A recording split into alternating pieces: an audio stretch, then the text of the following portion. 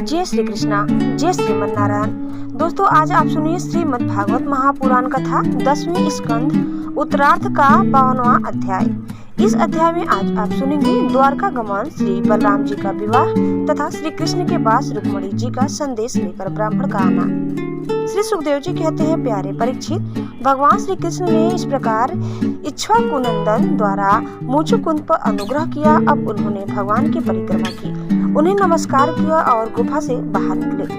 उन्होंने बाहर आकर देखा कि सब के सब मनुष्य, पशु, लता और वृक्ष, वनस्पति पहले की अपेक्षा बहुत छोटे छोटे आकार के हो गए हैं। इससे यह जानकर कि कलयुग आ गया है, वे उत्तर दिशा की ओर चल दिए। महाराज, मुचुकुंद तपस्या, श्रद्धा, धैर्य तथा अनासक्ति से युक्त एवं संशय संदेह से मुक्त थे।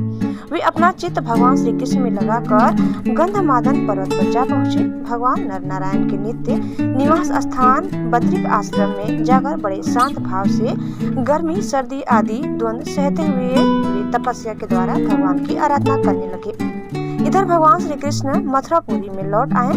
अब तक काल यवन की सेना ने उसे घेर रखा था। अब उन्होंने मृक्षु की सेना का संहार किया और उसका सारा धन छीनकर द्वारका को ले चले।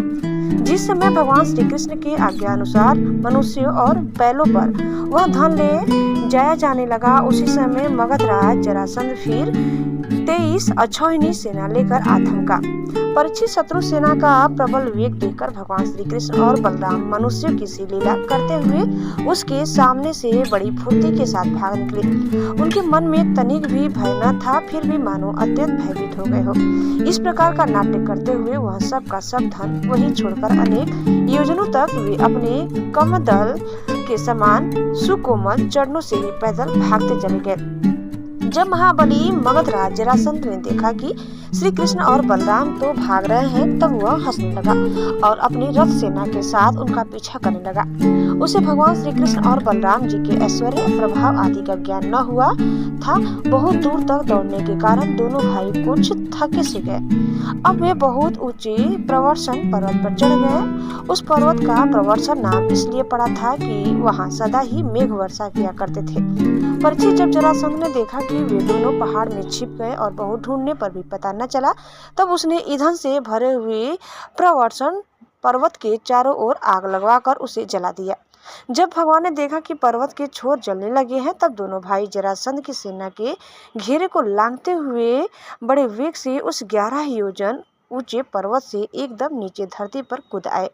राजन, उन्हें जरासंध ने अथवा उसके किसी सैनिक ने देखा नहीं और वे दोनों भाई वहां से चलकर फिर अपनी समुद्र से घिरी हुई द्वारकापुरी में चले आए।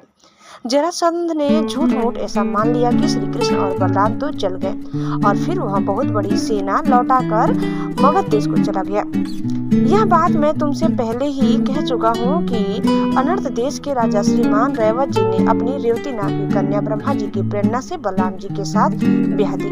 परीक्षित, भगवान श्री कृष्ण भी स्वयं वर में आए हुए शिशुपाल और उसके पक्षपाती साल्व आदि नरपतियों को बलपूर्वक हराकर सबके देखते देखते जैसे गरुड़ ने सुधा का हरण किया था, वैसे ही विदर्भ देश की राजकुमारी रुक्मिणी को हर लाए और उनसे विवाह कर लिया।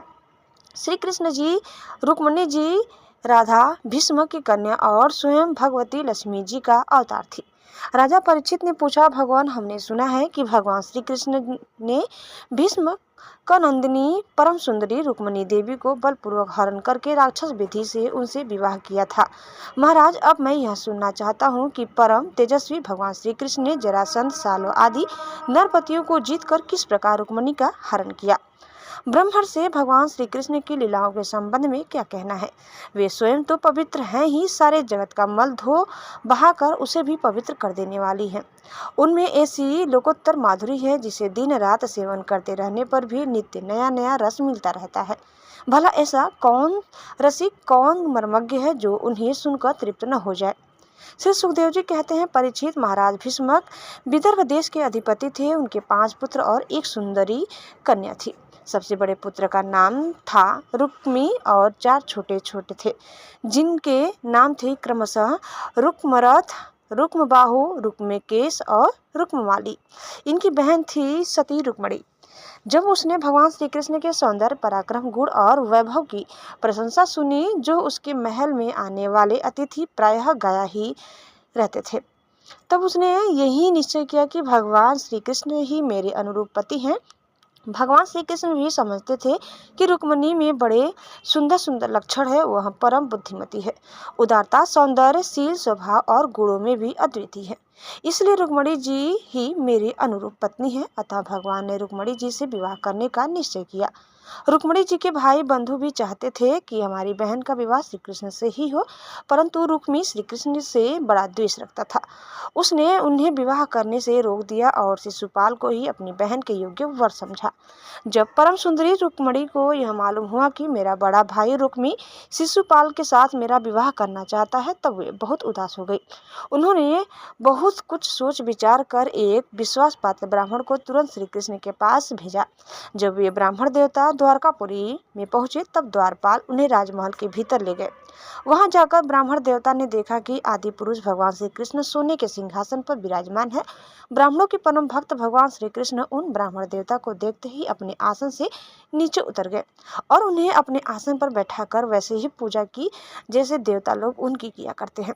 आदर सत्कार कुशल प्रश्न के अनंतर जब ब्राह्मण देवता खा पी चुके, आराम विश्राम कर चुके, तब संतों के परम आश्रय भगवान श्री कृष्ण उनके पास गए और अपने कोमल हाथों से उनके पैर सहलाते हुए बड़े शांत भाव से पूछने लगे, ब्राह्मण शिरोमणि, आपका चित्त तो सदा सर्वदा संतुष्ट रहता है ना? आपको अपने पूर्व पुरुषों द्वारा स्वीकृति धर्म का पालन करने में कोई कठिनाई तो नहीं होती? ब्राह्मण यदि जो कुछ मिल जाए उसी में संतुष्ट रहे और अपने धर्म का पालन करे, उससे च्युत न हो, तो वह संतोष ही उसकी सारी कामनाएं पूर्ण कर देता है। यदि इंद्र का पद पाकर भी किसी को संतोष न हो, तो उसे सुख के लिए एक लोक से दूसरे लोक में बार बार भटकना पड़ेगा। वह कहीं भी शांति से बैठ नहीं सकेगा। परंतु जिसके पास तनिक भी संग्रह परिग्रह नहीं है और जो उसी अवस्था में संतुष्ट है, वह सब प्रकार से संतान परहित होकर सुख की नींद सोता है। जो स्वयं प्राप्त हुई वस्तु से संतोष कर लेते हैं, जिनका स्वभाव बड़ा ही मधुर है और जो समस्त प्राणियों के परम हितैषी, अहंकार रहित और शांत है, उन ब्राह्मणों को मैं सदा सिर झुकाकर नमस्कार करता हूँ। ब्राह्मण देवता, राजा की ओर से तो आप लोगों को सब प्रकार की सुविधा है ना? जिसके राज्य में प्रजा का अच्छी तरह पालन होता है और वह आनंद से रहती है, वह राजा मुझे बहुत ही प्रिय है। ब्राह्मण देवता, आप कहाँ से, किस हेतु से और किस अभिलाषा से इतना कठिन मार्ग तय करके यहाँ पधारे हैं? यदि कोई बात विशेष गोपनीय न हो तो हमसे कहिए, हम आपकी क्या सेवा करें। परीक्षित लीला से ही मनुष्य रूप धारण करने वाले भगवान श्री कृष्ण ने जब इस प्रकार ब्राह्मण देवता से पूछा, तब उन्होंने सारी बात कह सुनाई। इसके बाद वे भगवान से रुक्मिणी जी का संदेश कहने लगे। रुक्मिणी जी ने कहा है, त्रिभुवन सुंदर आपके गुणों को जो सुनने वालों के कानों के रास्ते हृदय में प्रवेश करके एक एक अंग के ताप जन्म जन्म की जलन बुझा देते हैं, तथा अपने रूप सौंदर्य को जो नेत्र वाले जीवों के नेत्र के लिए धर्म अर्थ काम मोक्ष चारों पुरुषार्थों के फल एवं स्वार्थ परमार्थ सब कुछ है। श्रवण करके प्यारे अच्युत, मेरा चित्त लज्जा शर्म सब कुछ छोड़कर आप में ही प्रवेश कर रहा है। प्रेम स्वरूप श्याम सुंदर चाहे जिस दृष्टि से देखे, कुलशील, स्वभाव, सौंदर्य, विद्या, अवस्था, धन, धाम सभी में आप अद्वितीय हैं। अपने ही समान है। मनुष्य लोक में जितने भी प्राणी है, सबका मन आपको देखकर शांति का अनुभव करता है, आनंदित होता है। अब पुरुष भूषण आप ही बतलाइए, ऐसी कौन सी कुलवती, महागुणी और धैर्यवती कन्या होगी जो विवाह के योग्य समय आने पर आपको ही पति के रूप में वरण न करेगी। इसलिए प्रियतम, मैंने आपको पति रूप से वरण किया है। मैं आपको आत्मसमर्पण कर चुकी हूँ। आप अंतर्यामी हैं। मेरे हृदय की बात आपसे छिपी नहीं है। आप यहाँ पधार कर मुझे अपनी पत्नी के रूप में स्वीकार कीजिए। कमल नयन प्राण बल्लभ, मैं आप सरीखे वीर को समर्पित हो चुकी हूँ, आपकी हूँ। अब जैसे सिंह का भाग सियार छू जाए, वैसे कहीं शिशुपाल निकट से आकर मेरा स्पर्श न कर जाए।